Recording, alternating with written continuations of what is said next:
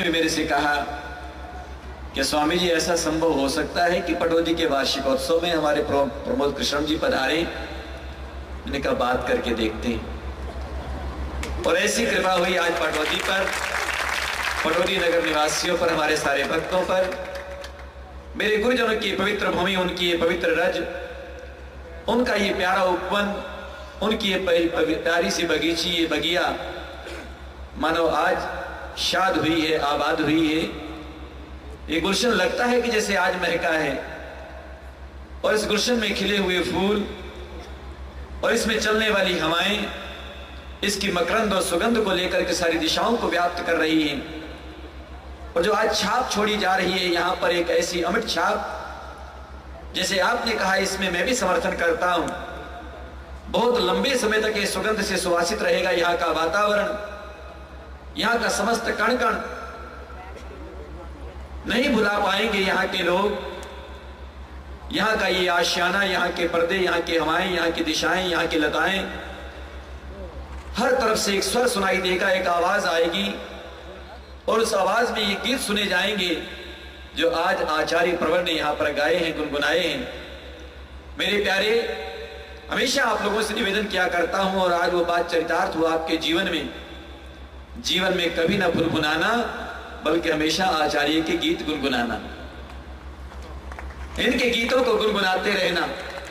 आपके होठों की मुस्कान कभी जाने नहीं पाएगी। हमारा जीवन, हमारी जिंदगी हमको हंसने के लिए है। हंसी और मुस्कान हमारे जीवन का एक चेहरे की एक पहचान बन जाए। फूल हमेशा मुस्कुराता रहता है, पुष्प हमेशा मुस्कुराता रहता है और दुनिया के लोगों को अपने माध्यम से संदेश देता है। और दुनिया के लोगों, मेरी रचना भी उस रचनाकार ने की है, उस जगतपति ने की है। मुझको देखो, मेरे जीवन को देखो, मैं सदा मुस्कुराता रहता हूं। मैं तो इसमें एक बात और भी कहा करता हूं। गुलाब से किसी ने कहा था, गुलाब तो बहुत खूबसूरत है, तो बहुत सुंदर है। तो उसने कहा, हाँ मैं खूबसूरत भी हूं, सुंदर भी हूं, तो आज मेरे पास आया है तो मुझसे कुछ लेके जाए इंसान। उस गुलाब ने इंसान से कहा कि हे इंसान, तेरा चेहरा हर समय क्यों लटका रहता है? देख ना, मुझको देख, मेरी जिंदगी को देख, मैं हमेशा मुस्कुराता रहता हूं। तो मुझसे ये सीख ले ले, तू भी जीवन में सदा मुस्कुराते रहना। इंसान कोई था, अच्छा सा कुछ सुन रखा था उसने भी महापुरुषों को। तो उसने कहा, ठीक है गुलाब, गुलाब ठीक है, आज मैं तुझको वचन देता हूं। हे गुलाब, आज मैं तुझसे वायदा करता हूं, तुझसे वायदा करके यहां से जाता हूं कि मैं जिंदगी में सदा मुस्कुराता रहूंगा। गुलाब से विदा होकर के जब जाने लगा, फिर गुलाब ने आवाज देकर के पीछे से उसको फिर बुलाया। कह लगे, जाने वाले राही जरा ठहर, मेरी पूरी बात को आगे और भी सुनता जा। कह लगे, और कहना क्या बाकी रहेगा? जो तुमने कहा मैंने स्वीकार किया।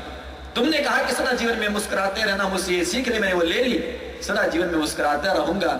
लेकिन गुलाब ने कहा, नहीं नहीं प्यारे, नहीं नहीं, अभी अधूरी बात है। मुझको देख, मेरे जीवन को देख, मेरी जिंदगी को देख।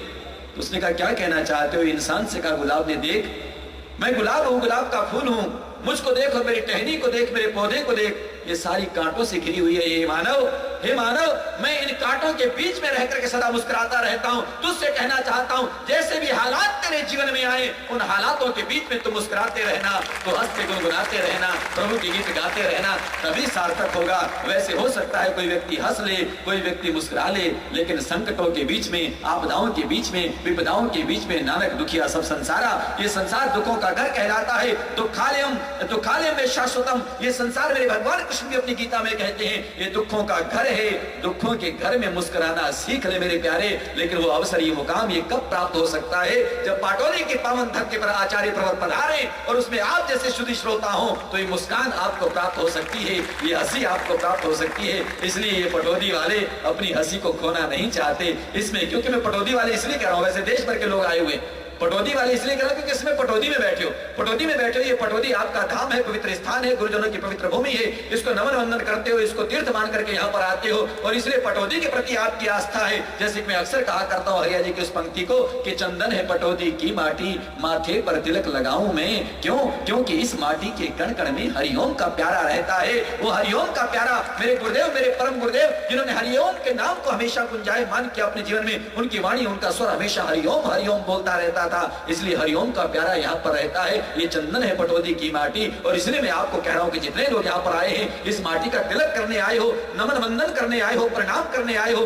तो इसलिए आप सब पटौदी वासी हो, इसमें पटौदी में हो, सभी पटौदी वासी हो। इसलिए ये पटौदी वासी आचार्य जी आज यही चाह रहे हैं। मैं भी आपसे आपकी बात का समर्थन करता हूँ। पटौदी वाले चाहते हैं हमारे चेहरों पर मुस्कान आई है, बड़ी मुश्किल से ऐसा अवसर आता है, बड़ी मुश्किल से ऐसा अवसर प्राप्त होता है। उस बात को भी कह देना चाहता हूँ अपने हंस जी की, जिसको कई बार सुनाया करता हूँ। आचार्य जी मैं कहा करता हूँ इन लोगों से, आज एक व्यक्ति जा रहा था, एक राहगीर जा रहा था, जाते जाते उसने क्या देखा, एक प्यारा सा फूल खिला हुआ था, फूल खिला हुआ था। हालांकि इसमें दो बातें मैं कहा करता हूँ, एक बहुत प्यारा फूल जो खिला हुआ है, मुद्दत हो गई उसको खिले हुए, मुस्कुराते हुए, उसके नीचे की पंखुड़ियां ढलने लगी हैं, गिरने लगी हैं, झड़ने लगी हैं, कुमलाने लगी हैं, और उसके साथ एक छोटी सी कली और जन्म लेती है, और उसके बाद वो भी धीरे धीरे मुस्कुराने को तैयार होती है। और उसमें दो बात जो मैं कहा करता हूँ, पहली बात तो ये है कि उस बड़े फूल ने छोटे फूल से एक बात कही, बड़े व्यक्ति ने छोटे व्यक्ति से एक बात कही, उस बुजुर्ग ने बच्चे से एक बात कही।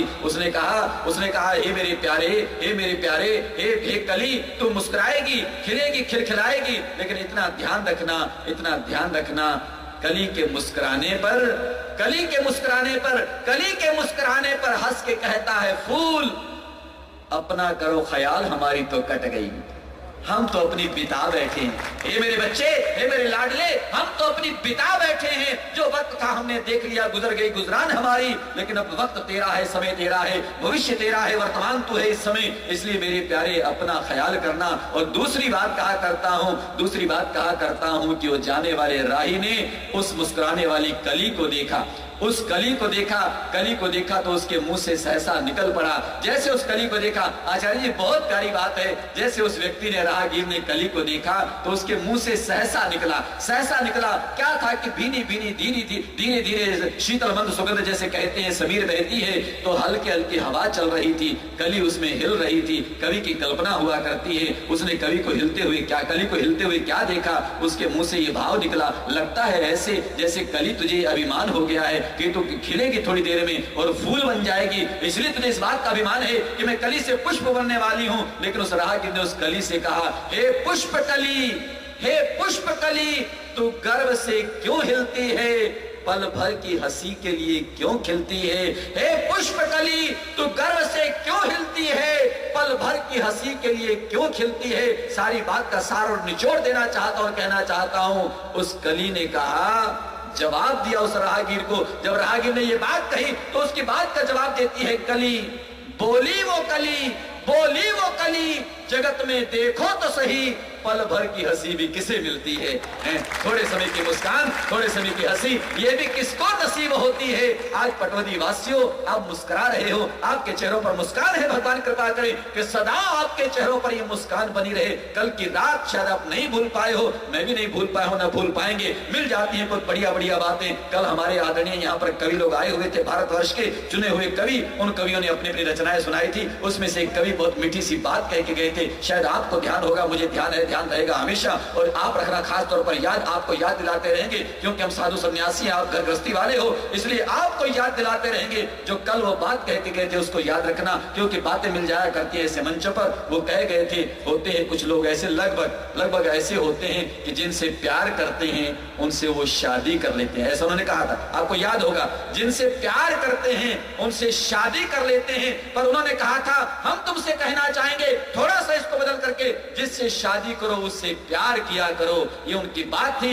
मेरे प्यारे, होंगे कुछ लोग ऐसे जिससे प्यार करते हैं, शादी कर लेते हैं, उसके बाद उसमें दरार आ जाती है, उसमें कई बातें ऐसी पैदा हो जाती है। लेकिन उस बात को जीवन में कभी मत भूलना जो वो कह के गए हैं, जिससे प्यार करते हो उससे शादी करो, लेकिन उससे ज्यादा ये ध्यान रखो, जिससे शादी करो उससे जिंदगी भर प्यार करो, जीवन भर प्यार करो। ये होता है। तो इसलिए मैं आज के संदर्भ में इस बात को कहना चाहता था, आचार्य प्रवर, ये क्यों बैठे हैं लोग दत्त चित्त होकर के, लगता है ऐसे उठना नहीं चाहते, जाना नहीं चाहते। भैया अपने को तो नींद आने लगी है, इसलिए अब ज्यादा लंबा चलना नहीं है। तो इसलिए मैं निवेदन करूंगा आचार्य प्रवर से, इसी बात को कहते हुए, आचार्य जी, इनके चेहरों पर बड़ी मुद्दत के बाद लगता है कि बहुत प्यारी प्यारी मीठी मीठी मुस्कान आई है आपकी प्यारी प्यारी गीतों भजनों को, भावों को सुन करके। और ये चाहते हैं कि हमारी ये मुस्कान सदा कायम रहे, ये जाने न पाए, ये आपको खोना नहीं चाहते, आपको जाने देना नहीं चाहते। तो इसलिए जो इनकी इच्छा है, एक प्यारा सा वही भाव, वही गीत, वही आप सुना दें, ताकि झूमते रहें, गाते रहें, गुनगुनाते रहें। आप को हमेशा याद रखेंगे, कभी ना भूल पाएंगे, कभी ना भूल पाएंगे। भगवान कृपा करें।